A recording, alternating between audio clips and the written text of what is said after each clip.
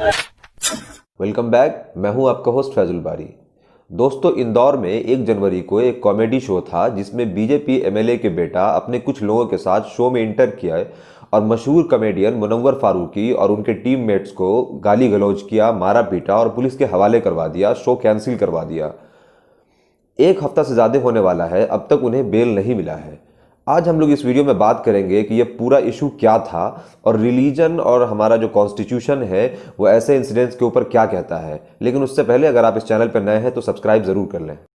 सबसे पहले जानते हैं कि पूरी घटना क्या है। दोस्तों, 1 जनवरी को इंदौर के कैफे मोनरियो में एक कॉमेडी शो होना था जिसमें मुनव्वर फारूकी को परफॉर्म करना था। लेकिन बीजेपी एमएलए के बेटा एकलव्य सिंह गौर अपने कुछ लोगों के साथ पहले ही शो का टिकट खरीद कर इंटर कर गए। जैसे मुनव्वर फारूकी ने परफॉर्म करना शुरू किया, एकलव्य सिंह स्टेज पर चढ़े और उनसे सवाल जवाब करना शुरू कर दिया कि क्यों देवी देवताओं का मजाक बनाया, यानी उन पर जोक बनाया। बात इतनी ज़्यादा बढ़ी कि गाली गलौज और मारपीट तक पहुंच गई। शो को कैंसिल करा दिया गया। मुनव्वर फारूकी और उनके कुछ मेट्स को पुलिस के हवाले करवा दिया गया।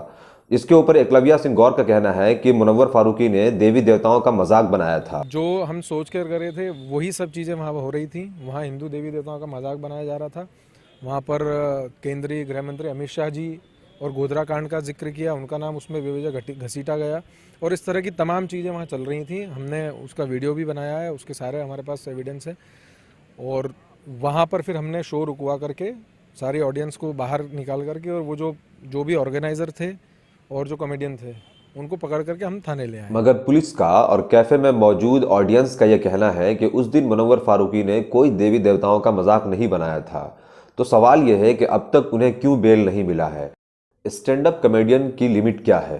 क्या फ्रीडम ऑफ एक्सप्रेशन के नाम पर आप कुछ भी बोल सकते हैं? इसके जवाब को समझने के लिए इंडियन कॉन्स्टिट्यूशन का आर्टिकल 19 जो फ्रीडम ऑफ एक्सप्रेशन का राइट देता है, उसके 2nd क्लॉज में किन चीज़ों को प्रोहिबिट किया गया है बोलने के लिए, उसको एक्सप्लेन किया गया है। उसमें अवामी निज़ाम यानी जो पब्लिक ऑर्डर है, इसके अलावा मोरालिटी, डिसेंसी यानी समाजी अखलाकियात के ऊपर बात करने से यानी कमेंट करने से मना किया गया है। इसके अलावा देवी देवताओं को या धर्म के ऊपर अभद्र टिप्पणी ना करने के लिए सेक्शन 295A का ब्लास्फेमी का कानून है। इसके अलावा दूसरे के ऊपर हेट्रेड या फिर कम्युनल या फिर नफरत वाले बयान न देने के लिए 153A का कानून है। ये तो बात इंडियन कॉन्स्टिट्यूशन की है, यानी हमारे संविधान की है। अगर बात धर्म की और इस्लाम की जाए तो चैप्टर 6 और वर्स नंबर 108 यानी 108 नंबर आयत में यह बात साफ तौर पे लिखा है कि आपको दूसरे धर्म के देवी देवताओं को या उसके प्लेस को बुरा भला नहीं कहना है, डिसरिस्पेक्ट नहीं कहना है। ये इस्लाम के अंदर साफ तौर पे लिखा हुआ है। हेट स्पीच और ब्लास्फेमी या किसी व्यक्ति विशेष या धर्म विशेष के ऊपर अभद्र टिप्पणी करने के लिए उसकी सज़ा क्या होगी ये तो हिंदुस्तान में कोर्ट डिसाइड करेगा। मगर जिन लोगों ने मुनव्वर फारूकी के घर वालों को रेप थ्रेट दिया या डेथ थ्रेट दिया यानी बलात्कार की धमकी दी, या जिन लोगों ने इंदौर में उनके साथ उनके टीम के साथ मारपीट की, उनके खिलाफ गवर्नमेंट को और एडमिनिस्ट्रेशन को चाहिए कि सख्त से सख्त कार्रवाई करे। क्योंकि हिंदुस्तान में आईपीसी का बहुत सारा धारा है ऐसे लोगों के अगेंस्ट, जैसे धारा 294 है, धारा 504 है, 506, 509, इसके अलावा धारा 67 है आईटी एक्ट का, इसके अलावा धारा 223 है, 234 है, उसके बाद 351 है। अब ये गवर्नमेंट को और इनको एश्योर करना होगा कि ये धारा तमाम जो हिंदुस्तान के शहरी है उनके लिए है, ना कि किसी एक पार्टिकुलर कम्युनिटी के लिए है कि अगर वो गलती करेंगे तो उनको सज़ा मिलेगी। यहाँ पर एक हिपोक्रेसी और डुअल स्टैंडर्ड समझना बेहद ज़रूरी है कि जो लोग फ्रांस में सैमुअल पैटी के केस में फ्रीडम ऑफ एक्सप्रेशन और फ्रीडम ऑफ स्पीच के नाम पर ये ट्विटर पर ट्रेंड चला रहे थे कि आई स्टैंड विद फ्रांस और आई सपोर्ट फ्रांस, मैं समझता हूँ कि उन लोगों को कोई हक नहीं है कि वो मुनव्वर फारूकी के अगेंस्ट कुछ भी लिखें या बोलें, क्योंकि एक आदमी एक केस में 2 स्टैंड नहीं रख सकता है। एक और बहुत ही स्ट्रेंज फैक्ट आप लोगों के नॉलेज के लिए, हिंदुस्तान में 29 लाख लोग ऐसे हैं जो अपने आइडेंटिटी और रिलीजन में कंफ्यूज हैं कि वो किस धर्म से हैं, और 33,000 लोग ऐसे हैं जो कहते हैं कि हाँ मैं एथिस्ट हूँ, यानी वो नास्तिक हैं या किसी भी धर्म में बिलीव नहीं करते हैं। और सर्टेनली वो 33,000 लोग या वो 29 लाख लोग या तो हिंदू या मुसलमान या सिख या ईसाई दूसरे धर्म से कन्वर्ट होकर के एथिस्ट बने हैं।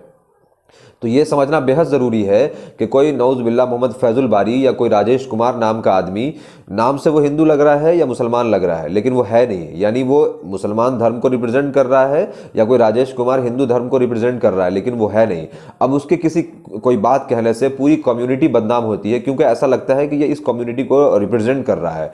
और मैं ये मानता हूँ कि एक मुसलमान कभी भी किसी भी दूसरे को डिसरिस्पेक्ट नहीं कर सकता है, क्योंकि चैप्टर 49 वर्स नंबर 11 में ये बात साफ तौर पे लिखा है। और किसी भी दूसरे धर्म को, चाहे वो हिंदू धर्म हो या सिख धर्म हो या ईसाई धर्म हो, न उसके किसी देवी देवताओं के बारे में गलत बोल सकता है, न उसके किसी जो वर्शिप प्लेस है उसके बारे में गलत बोल सकता है, क्योंकि चैप्टर नंबर 6 और 108 नंबर वर्स में ये बात साफ तौर पे लिखी है। ये बहुत इंपॉर्टेंट चीज़ है कि चीज़ों को समझें और दूसरों का रिस्पेक्ट करना सीखें, क्योंकि अगर आप किसी को डिसरिस्पेक्ट करते हैं तो पहले आप अपने कुरान का डिसरिस्पेक्ट करते हैं। कमेंट में ज़रूर बताएं कि ये वीडियो आपको कैसी लगी और ज़्यादा से ज़्यादा शेयर करें। Thank you.